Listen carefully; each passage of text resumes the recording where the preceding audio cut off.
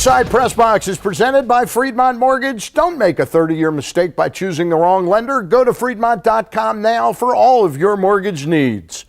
And welcome to another edition of Inside PressBox. I'm your host, Stan the Fan Charles. The Battle of Baltimore returns to Bocek Field on March 3rd as local high school and college rugby teams battle it out in the East Baltimore mud. This week, I'll be joined by Towson scrum half Colby Buss, along with Dan Randall, president of the Division I men's team, the Baltimore Chesapeake Brumbies. Plus, we'll head to Patterson High and catch up with Baltimore's Crime Stopper, Akil Carr.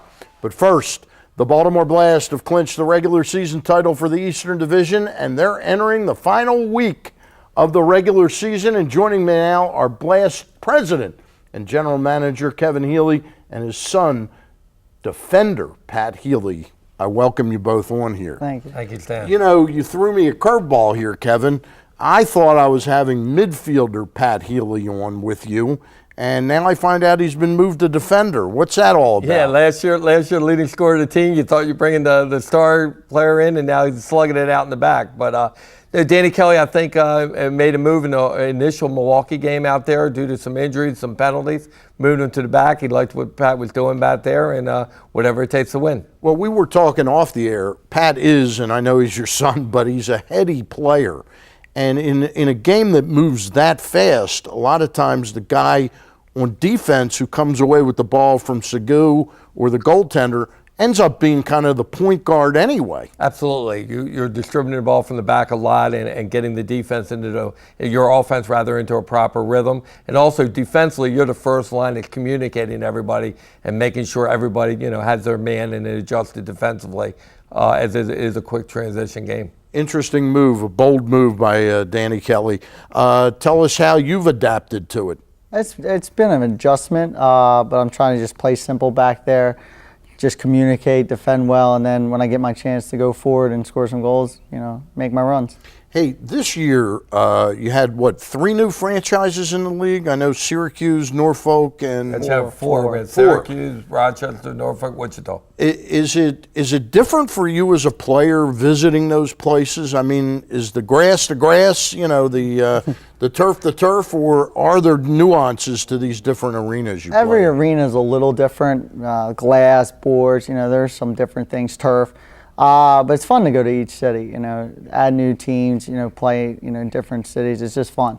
How have you found, and I'm going to ask your dad more from a business perspective, but how have you found the new cities? Adjusting to it and enjoying it? It's definitely been in it. Wichita pretty much sells out most of their games. They've done a great job. I've gone up to Rochester a few times and, always put up a good crowd, great atmosphere. Syracuse, same thing. And Norfolk, kind of a close rivalry. Yep. So it's been a good rivalry, with the new teams, but the West with Milwaukee and Missouri just added a little depth. We're going to talk a little bit about the upcoming playoffs in a couple of minutes, but tell us, what's the state of the league right now? How is it? I think it's good. I think we made a great move getting into the USL. The USL runs the outdoor league, professional league. They have a lot of connections in town. I think that the new teams that came in this year, as Pat just said, are doing very well. I just got a phone call today actually from the USL about some other potential sites that might be coming in. They want Ed and I to talk to them going forward. So I think it's good, and I think the new teams that have come in have done well, and that's what's important. Is it sort of, and I don't mean to jump on what cities it's going to be, but would they be Mississippi River East? In other words, rather than trying to extend the map? Overall, we're trying to be intelligent about that Yeah. and cluster cities, around each other for the proper travel. Obviously, the ideal thing, if you went outside of that, would be to get a couple at that point in time. Not to say it would never happen with one, but it is cities that are closer to the cities that are in the league right now. All right. It's well documented what's been going on with Ed, with First Mariner Bank and the Blast are one of his key holdings, a real passion. What is Ed's status with the Blast? Are the Blast solvent financially, and is he still committed to them in the league? Absolutely. I mean, we're doing well. Yep. We just had 9,600 people at our game. We hold our own with ourselves, and I think with Ed, probably being even more focused right now on the Blast right now helps us. He really does an unbelievable job helping us bring sponsors in and whatnot, and he likes us to win on top of that. So it's fun to have an owner like that.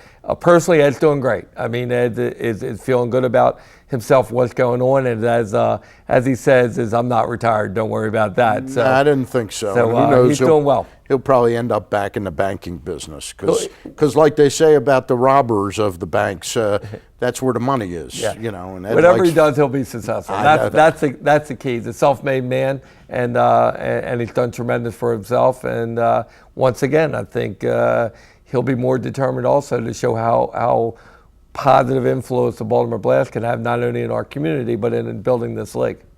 Hey, let's talk just a tiny bit. You got one more home game and then the playoffs. How will the playoffs work this year? The playoffs it's effectively a 2 out of 3, but the way it works is each team gets a home game, and the site of the second home game, if you split, go 1-1, then it's a 15-minute game determined that third game.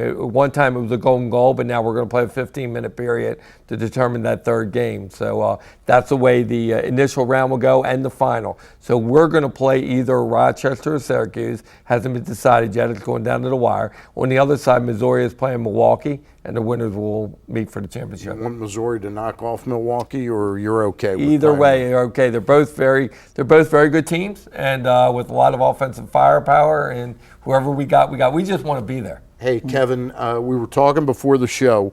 May the 30th, there's a game down at FedEx Field. Absolutely, FedEx Field. Brazil and the U.S. What a great game to see. We're actually selling tickets right out of our office. You can dial 410-73-BLAST. That's 410-732-5278. We can pull the tickets for you and support a great game down the road. And how soon are we going to hear about maybe a couple other games in the area this summer? I think we're going to hear soon. I'm confident, not ready to announce it yet, but I'm confident there's going to be a game in Baltimore, and I'm confident there's going to be another game at FedEx Field also. So 2 more games in Maryland. All right, we'll hold you to that, and we'll talk to you about it soon. Pat, thanks for coming in. Defender Pat Healey and President, General Manager of the Blast, Kevin Healey.